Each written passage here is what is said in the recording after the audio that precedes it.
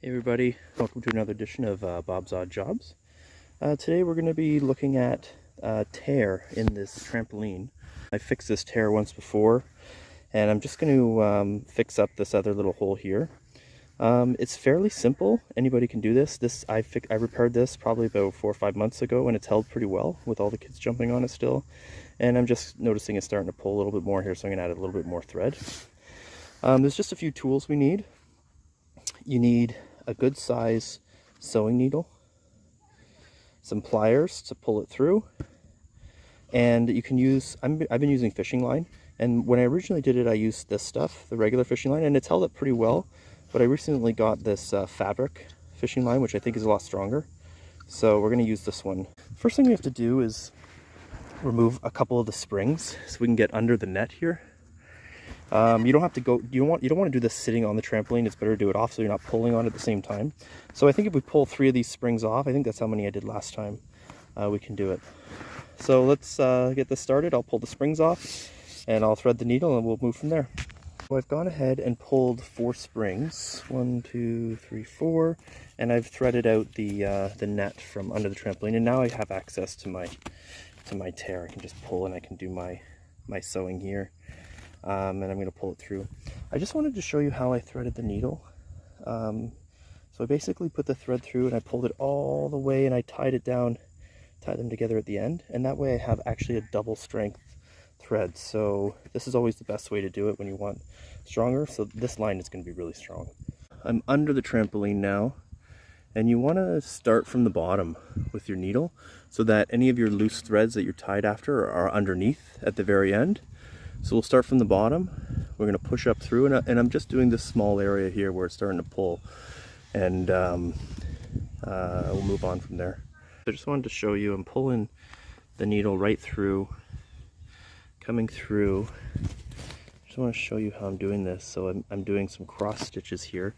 You can see, especially where I am now, there's some stitching here that's with the that's part of the manufacturer's.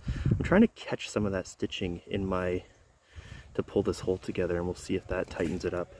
But just make sure when you pull your needle through that you take your thread and you pull it nice and tight so you have nice tight stitches here.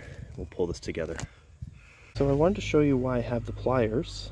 So sometimes when you push your needle through, it's really tight and it kind of hurts your fingers. So you can just take your pliers and you just pull that needle right through and then continue on.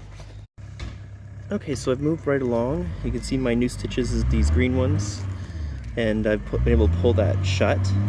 Now when we get to the end, we're going to do a couple small stitches, and that just kind of locks the stitching, and then I'm going to show you how I'm going to do my X's afterwards. I'm just doing some small stitches literally right beside each other, and again, that's just so that we can lock our stitching in place. So see how I've got them, I've got it coming out there, and I'm just doing a couple of small ones like this, and again, that just locks my entire row. So a couple small ones at the end, and then we're going to come backwards and we're going to do our X's. Okay, so we started on this end, we worked our way going straight stitching, coming to the end. We did our small stitches here. Now we're coming back and we're going on an angle in, coming down, and then on another angle down, on an angle. We're doing on the angle all the way back, and then when we get to the end, we'll do our small stitches again, and then we'll do the same thing going back. So angle this way, angle this way, angle this way, and then we're going to tie off on the end here. Okay, so this kind of looks like chaos. We actually did this on purpose. So we've got our straight stitches going one way, we've got our angles coming back, and we got to the other side and we did angles over those other angles, and now we've got these X's in the middle. So now we're going to do those really small stitches again at the very end to lock our stitching, and then we're going to tie off on the underneath part. So I just wanted to show you here, we've got 2 strings here hanging down underneath after we've cut our needle off, and you just want to tie these things together, and I would say 3-4 times, and that will create a knot up at the top here, right tight against the fabric, and then you're good to go. You can trim off this. So I'm on the trampoline now. We've got a good setup here. Seems like our stitches are holding well. It's good. I'm putting a lot of stress on here. I'm standing on the trampoline, so I think that's a job well done. Thanks for watching another edition of Bob's Odd Jobs. We like to save money, save energy, and fix the things we have. If you like this episode, please subscribe. Take care.